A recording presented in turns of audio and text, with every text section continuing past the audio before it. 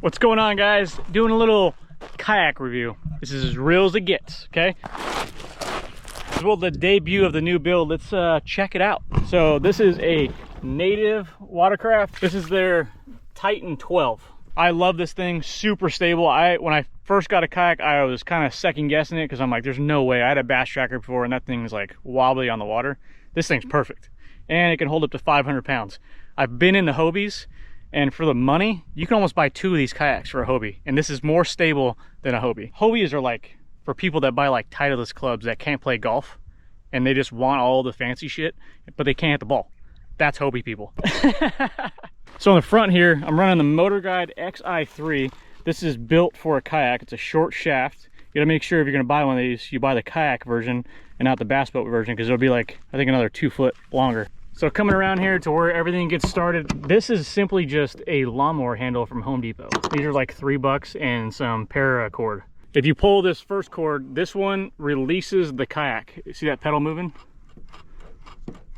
So to get this kayak to work like that, I had to mount a, whatever that's called, like a circle loop on here, and run the carabiner through here, drill a hole in this pedal, and then put this through here so it'll pull down and release the pedal. The second cord right here is the one that's going to pull that motor. But the problem was, when I first built this thing, I didn't take into account that that motor is not going to come in level every time. So when I first put the wiring, I put it right here. This is for the electronic, same as right there. I put it there. This head would come in and go down and just wreck this thing. So my new one, this is brand new. I mounted it off the side here so it'll miss everything. So running the motor out here, you have to have navigation lights. So this is hooked up on navigation. I have control panel in the inside there that controls all the lights throughout the kayak. I have little green LED lights throughout the whole kayak. Sorry, the kayak's a little dirty because this is just real. I'm going fishing right after this. But I have the Yak Attack power switch right here for all the lights in the kayak. So these little lights are throughout the entire kayak. So in the front here, these slots right here are supposed to be where the drive goes for the pedal drive system that I got hanging off the back. That pedal drive system will click into here and kind of sit in this slot. But I don't use it for that. If I'm using the trolling motor, I'm not gonna have those pedals in the way. So I hang them off the back. It's basically just for like emergencies. Up front here, I just got my scissors, pliers, kind of just hang off there. I just kind of treat this as like a junk spot for all my stuff. This is basically just where I leave my hooks and all the garbage, drop shots, you know, things you're gonna need like all the time. I kind of just throw it underneath the chair, things I'm gonna switch out. Got my measuring board hanging off the side there. Not really the biggest fan of that because then you have to like reach backwards. So I'm gonna I want to take this mount and mount it to the side of this chair so it's like right here, because if you have a fish in there and you're like trying to reach back and grab one of those measuring boards, I think that's gonna be a nightmare. So I might drill it onto the side of the chair so it's like level with the fish and I don't have to move as much. Running the Lowrance Elite 9.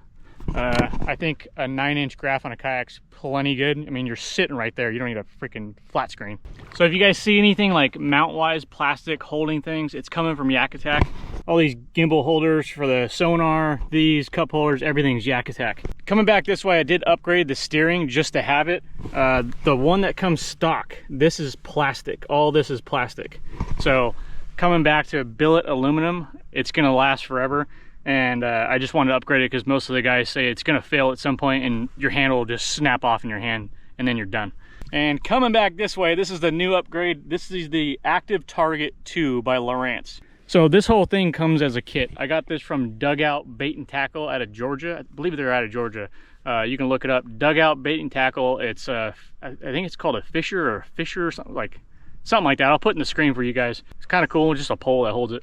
Kind of expensive though. So this is the big upgrade right here. This is my new black box. Before I was running the Yak Attack black box, but I built this one myself. I was doing measurements, trying to find a bigger box because I'm running 3 batteries and I don't want any weight in the front of this kayak. If you guys ever want to run these things, I recommend putting the weight in the back or try to center it, because a lot of guys are putting their batteries up front And I can tell you, if you go through a boat wake or a wakeboard boat comes by and there's weight in that front, you're gonna take a giant wave over the top. And I wanna do a wheelie. So this box right here is actually a DeWalt stackable.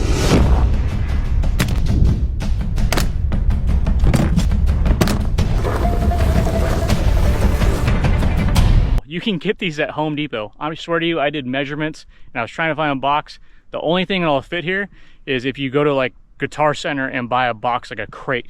But those things are gonna run you a ton of money. So this whole box will disconnect and I can remove it from the kayak. Before, when I ran that Yak Attack box, one, there was no room. Two, it was kind of deforming from the sun and the hood wasn't working. It just started falling apart after that. So we upgraded this big boy. It's got wheels, it's on wheels. This thing kind of extends, and wouldn't you know it, my propel drive kind of fits right in the back right here, and it can hold itself up and run on the rubber handle. Everything kind of just fit like a glove. So I run Dakota batteries. As you guys can see, this thing will switch through and I can look back here and gauge how much power I got left in my big battery. In the bottom box, I'm running 3 batteries. I'm running 2 12-volt 46 amps and one 12-volt 100 amp for the front trolling motor. So I got 3 batteries in that black box in the bottom, and I got the I don't know what it is called, the computer for the front-facing sonar in that box. So you want to run your front-facing sonar on its own battery, because I've heard people